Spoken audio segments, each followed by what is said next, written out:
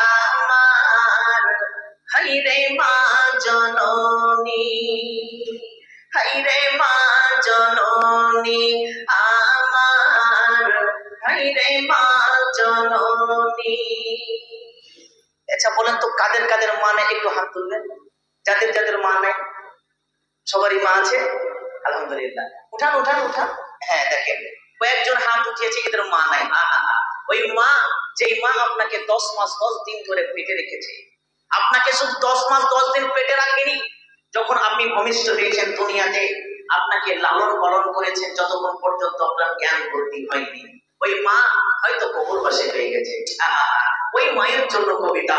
মা গো তোমার মতো লয় না কেহ, আমায় বুকে টানে আঁচল দিয়া মুছে না কে,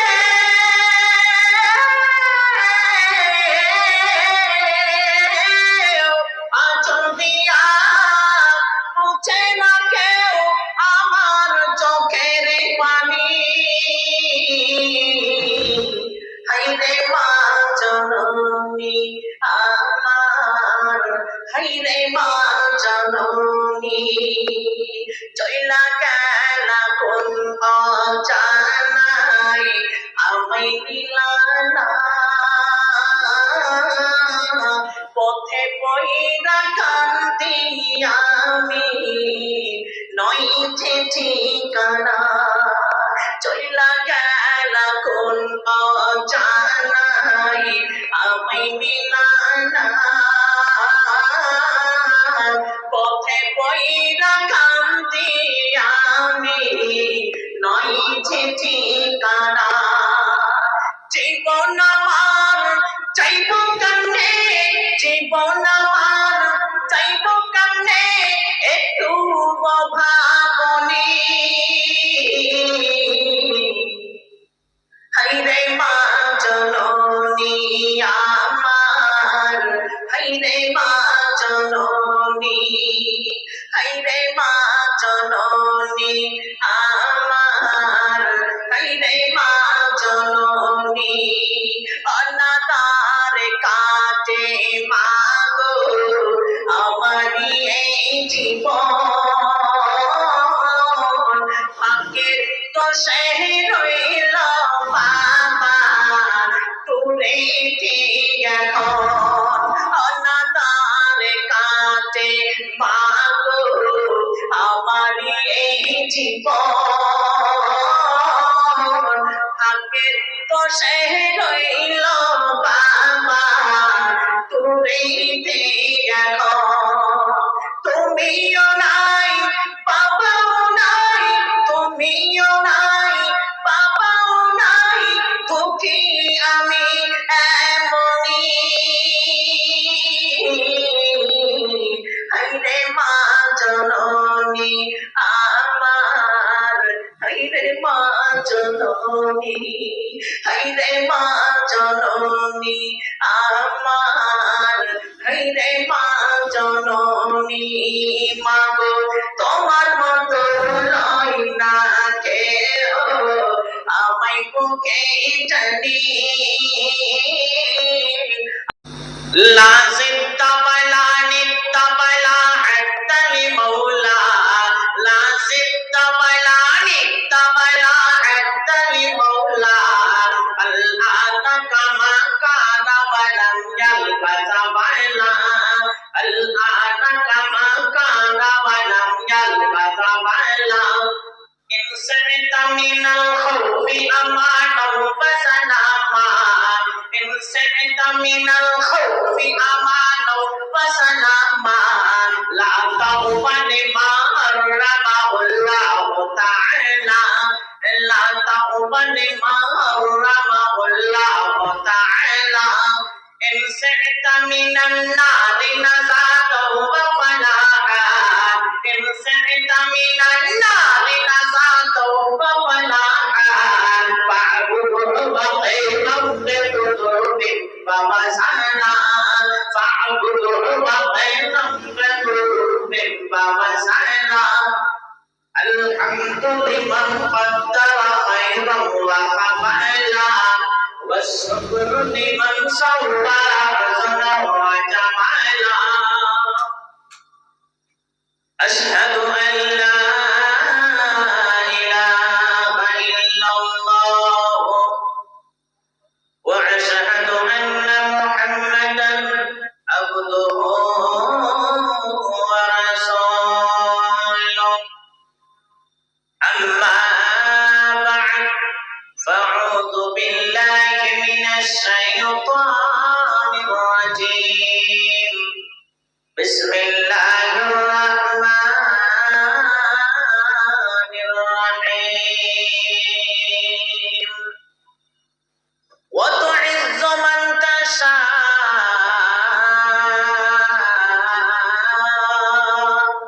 وتذل من تشاء فقال النبي صلى الله عليه وسلم من بنى لله مسجدا بنى الله له بيتا في الجنة এবার আপনাদের সামনে একটি কবিতা পাঠ করতে যাচ্ছি।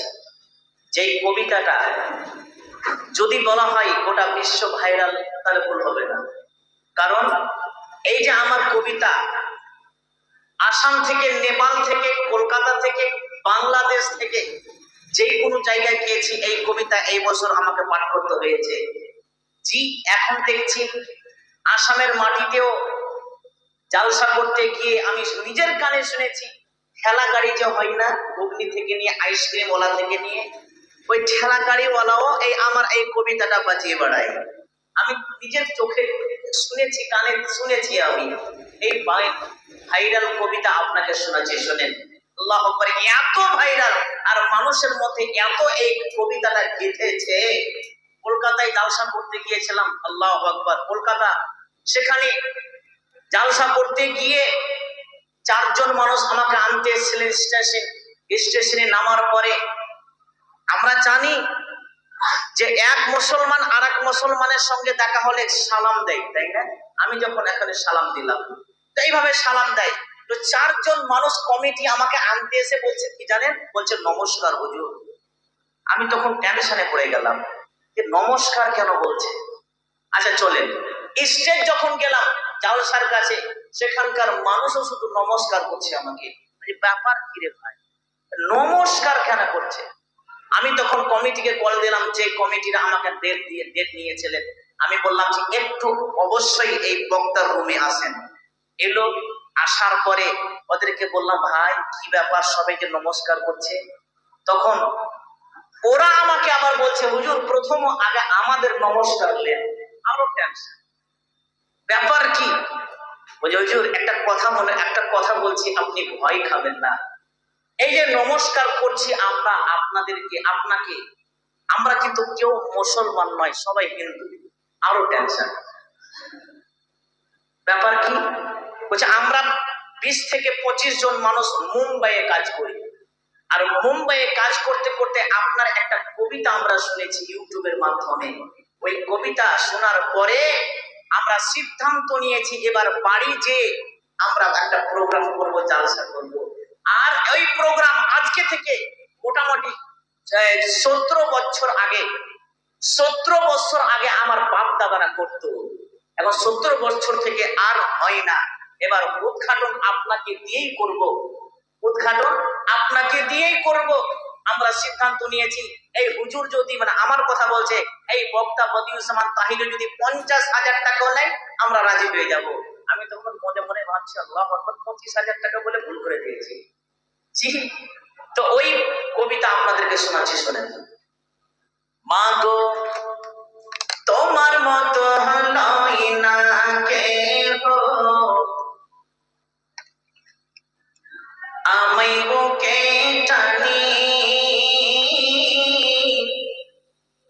আঁচল দিয়া মুছে না কে,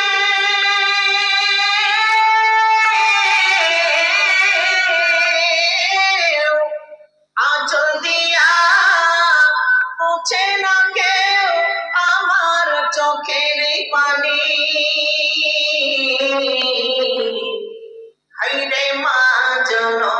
জননী আমার, হাইরে মা জননী, হাইরে মা জননী আমার, হাইরে মা জননী। আচ্ছা বলেন তো কাদের কাদের মা নেই, একটু হাত তুলবেন। যাদের যাদের মা নেই, সবারই মা আছে আলহামদুলিল্লাহ, উঠান উঠান উঠান। হ্যাঁ দেখেন কয়েকজন হাত উঠিয়েছে এদের মা নাই। ওই মা, যেই মা আপনাকে 10 মাস 10 দিন ধরে পেটে রেখেছে, আপনাকে শুধু 10 মাস 10 দিন পেটে রাখেনি, যখন আপনি ভূমিষ্ঠ হয়েছেন দুনিয়াতে আপনাকে লালন পালন করেছেন যতক্ষণ পর্যন্ত আপনার জ্ঞান বুদ্ধি হয়নি, ওই মা হয়তো কবরবাসী হয়ে গেছে। ওই মায়ের জন্য কবিতা। মা গো তোমার মতো লয় না কেহ, আমায় বুকে টানে, আঁচল দিয়া মুছে না কে,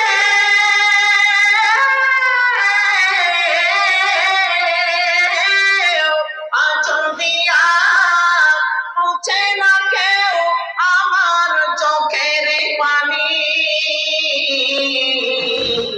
হাইরে মা জননী আমার, হাইরে মা জননী।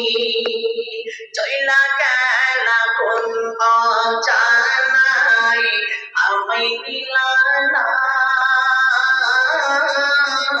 পথে পইরা কান্দি আমি নয় যে ঠিকানা, চইলা গেলা কোন অজানায় আমায় দিলা না,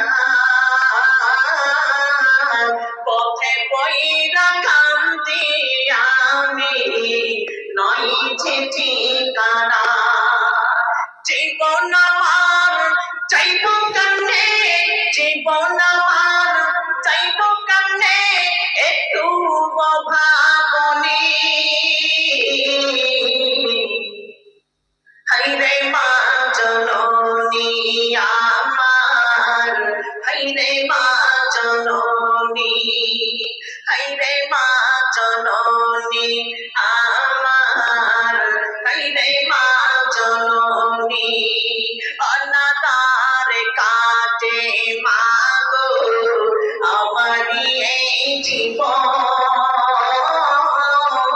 ভাগ্যের দোষে রইল বাবা দূরে এখন, অনাথার কাটে মা গো আমারই এই জীবন, ভাগ্যের দোষে রইল বাবা দূরে এখন। তুমিও নাই বাবাও নাই, তুমিও নাই বাবাও নাই, দুঃখী আমি এমনি, হাইরে মা জননী আমার, হাইরে মা জননী, হাইরে মা জননী আমার, হাইরে মা জননী। মা গো তোমার মতো লয় না কেউ, আমায় বুকে টানি, আঁচল দিয়া মুছে না কেউ আমার চোখের পানি, হাইরে মা জননী আমার, হাইরে মা জননী। উপস্থিত আজকের এই মঞ্চের যোগ্যতম সভাপতি মহাশয় এবং স্টেজে বিরাজমান ফজিলতুল শায়েখ জনাব মাওলানা সৌদ সালাফি সাহেব, আমার উস্তাদ, অন্যান্য উলামায়ে ইজম, হাজির মজলিস, পর্দার অন্তরালে অবলা সবলা জ্ঞানবতী যুবতী মা ও খালা ও আমার সুন্দরী তরুণী বোনেরা, সমস্ত তারিফ, সমস্ত প্রশংসা, সমস্ত গুণগান, সমস্ত গুণকীর্তন সেই মহান আল্লাহ তাবারক তাআলার জন্য, যিনি একক, অদ্বিতীয়, সত্য সুন্দর বিশ্বজাহানের বাদশা, যার হাতে অশক্তি ও শক্তি, যার হাতে জীবন ও মরণ, যে আল্লাহ আমাদেরকে এই পৃথিবীতে সর্বসেরা করে পাঠিয়েছেন, যিনি আমাদেরকে সর্বজ্ঞানী করে সৃষ্টি করেছেন, তিনি হচ্ছেন আল্লাহ। যিনি জগতের মালিক, জগতের মালিক, তিনি হচ্ছেন আল্লাহ। তিনি যা করেন ঠিকই করেন, তার কোনো ভুলই হয় না, তিনি হচ্ছেন আল্লাহ। তার শুকরিয়ার্থে কৃতজ্ঞতাকে শেষ করতে পারি না, তার কৃতজ্ঞতাকে শেষ করতে পারা যাবে না। তাই আমরা আল্লাহর প্রশংসা করতে গিয়ে কান খুশি না করে এই আল্লাহর পবিত্র ঘরে, আল্লাহর মসজিদের ভিতরে একবার আল্লাহকে খুশি করার জন্য একবার সবাই মিলে জোর করে আলহামদুলিল্লাহ। তারপরে ধর্মের গুরু, কর্মের নেতা,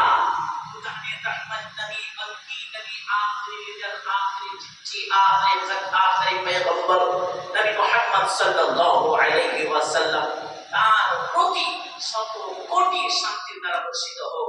আল্লাহুম্মা সাল্লি আলাইহি আল্লাহুম্মা বারিক আলাইহি।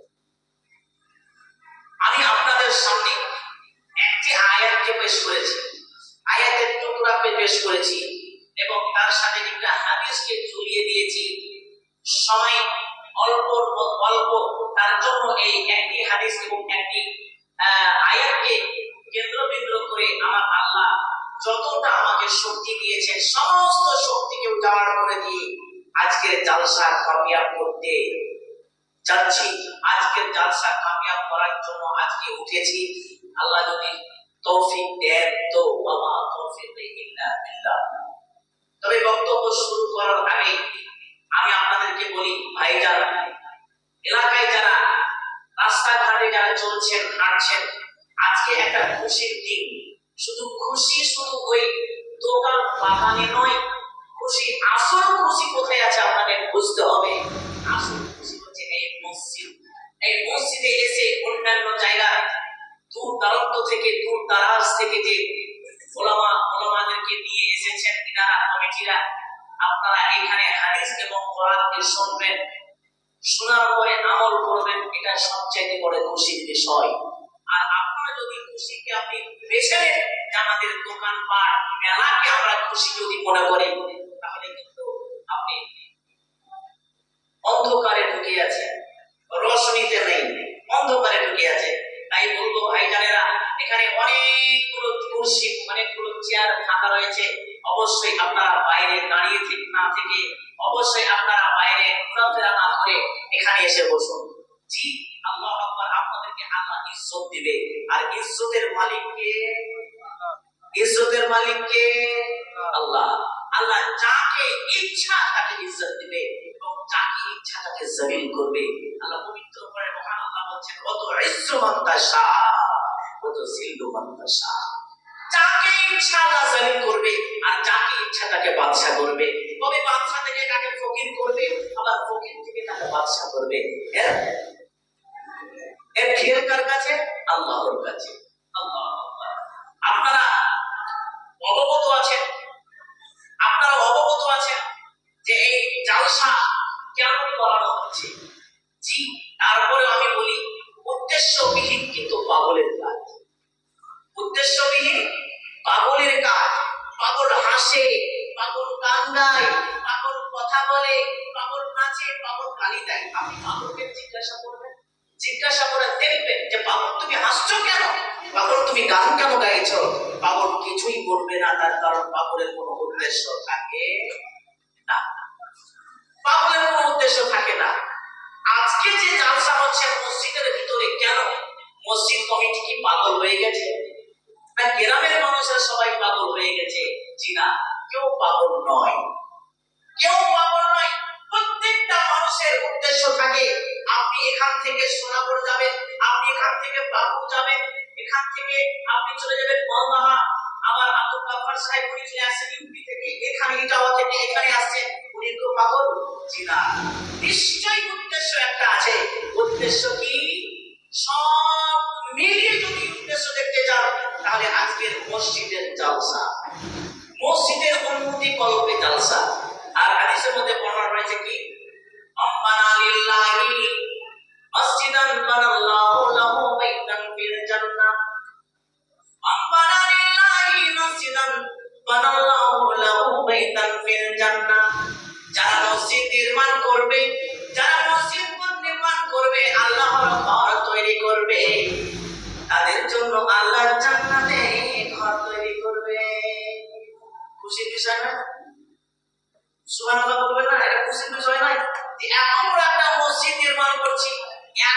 সম্ভব নয়। সম্ভব যারা কোটি কোটি টাকা ইনকাম যারা করে এবং রাজা বাদশাহ যারা আছে তাদের জন্য এই মসজিদকে এত বড় মসজিদ নির্মাণ করা সম্ভব, আমাদের মতো মানুষের সম্ভব নয়। তবে নিয়ত যদি পরিষ্কার থাকে আর নিয়ত পরিষ্কার করে যদি থাকবেন তাহলে ইনশাআল্লাহ আজকে আপনারাও কামিয়াব হয়ে যাবেন। ছোট্ট করে একটা বাদশার গল্প শোনাচ্ছি। বাদশা শুধু জ্ঞানটা খুলে যাওয়ার জন্য এক জালসাতে এক বাদশা শুনে নিয়েছে যে যে মসজিদ নির্মাণ করবে তার জন্য আল্লাহ জান্নাতে ঘর তৈরি করবে। খুব সুন্দর একটা ঘটনা বলতে শুধু দেখেন, আমি একটা বইয়ে পড়েছিলাম ঘটনাটি। বাদশা যখন শুনলো মসজিদ যারা নির্মাণ করলো তাদের জন্য জান্নাতে আল্লাহ ঘর তৈরি করেছে। এবার দেখেন তার বিরোধী করলো কি, এলাকায় জালসা হচ্ছিল, জালসাতে শুনে নিয়েছে বাদশা তার বিরোধী করলো কি, মসজিদ নির্মাণ করার জন্য যতগুলো ম্যাটেরিয়াল লাগে ওই ম্যাটেরিয়াল তার ফেলতে আরম্ভ করেছে। এর দরকার ইট ফেলেছে, ইটের দরকার